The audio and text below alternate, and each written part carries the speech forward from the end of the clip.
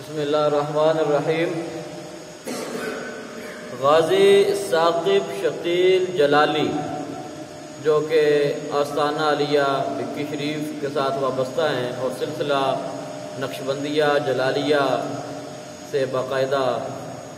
فیض یافتہ ہیں، کچھ عرصہ قبل آپ نے ایک قادیانی کو واصل جہنم بھی کیا اور اسی کے بعد غازی صاحب جو ہے وہ منظر عام پہ آئے اور ان کو کافی پذیرائی ملی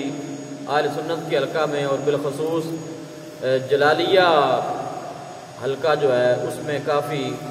آپ کی حوصلہ افزائی اور اہل سنت و جماعت مسلمانان عالم نے آپ کو کافی خراج تحسین پیش کیا۔ ڈاکٹر اشرف آصف جلالی صاحب کا جو بیان آیا اس پہ کافی آپ احباب اچھی طرح سے باخبر ہیں، جانتے ہیں۔ تو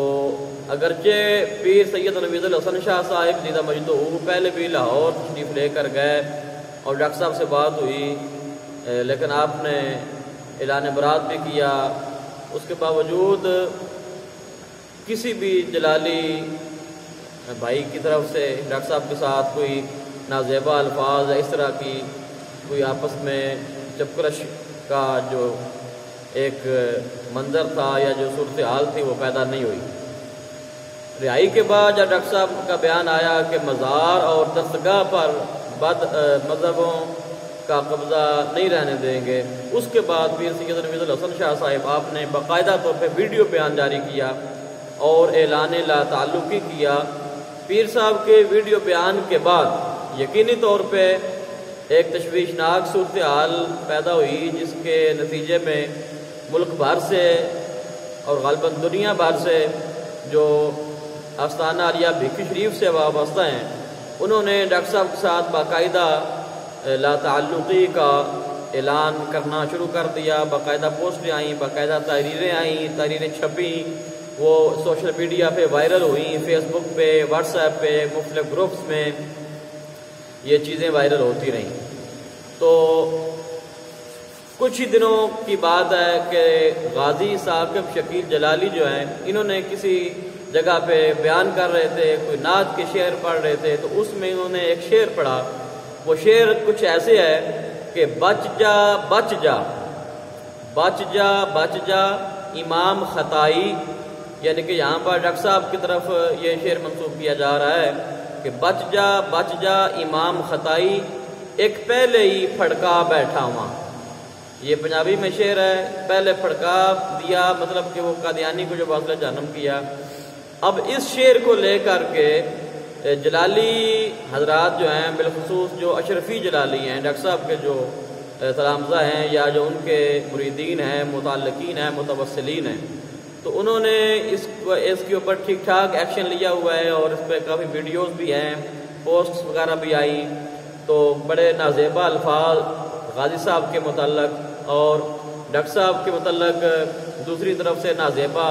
الفاظ جو ہیں ان کا استعمال کیا جا رہا ہے، قطع نظر اس کے کہ سچ اور جھوٹ جو ہے وہ بتایا جائے یا ثابت کیا جائے۔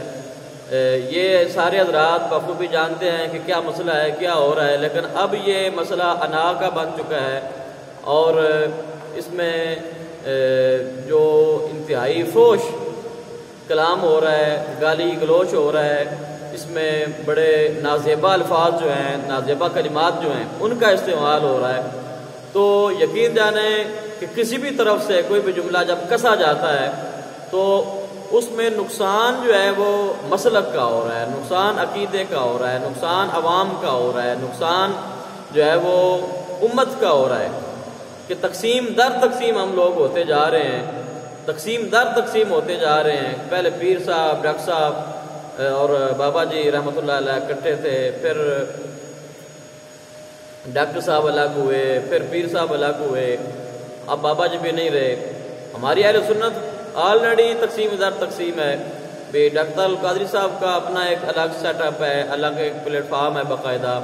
مولانا الیاس احمد قادری صاحب آپ کا الگ ایک پلیٹ فارم ہے۔ اسی حوالے سے اگر سیاسی طرف دیکھیں تو ٹی ایل پی اور پھر ٹی ایل آئی، پھر ہماری جو جمعیت ہے یہ جو علماء پاکستان کی، تو یہ تقسیم در تقسیم ہم ہوتے چلے جا رہے ہیں۔ تو میں پہلے بھی ہر موقع پہ یعنی کہ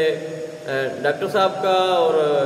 خادم حسین رضوی صاحب رحمۃ اللہ تعالیٰ علیہ پیر صاحب وہ بیان ہو، یا بھکی شریف آستانے کا اور ڈاکٹر صاحب کا مسئلہ ہو، اس موقع پر بھی ہر موقع پر بندہ ناچیز کی یہی ریکویسٹ ہوتی ہے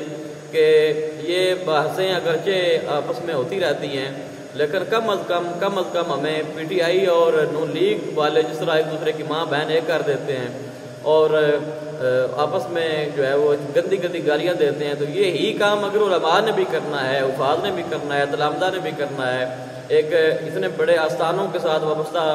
منسلک جو لوگ ہیں، اگر انہوں نے بھی یہی گالی گلوچ کرنا ہے، یہی فوش اور غلیظ الفاظ ایک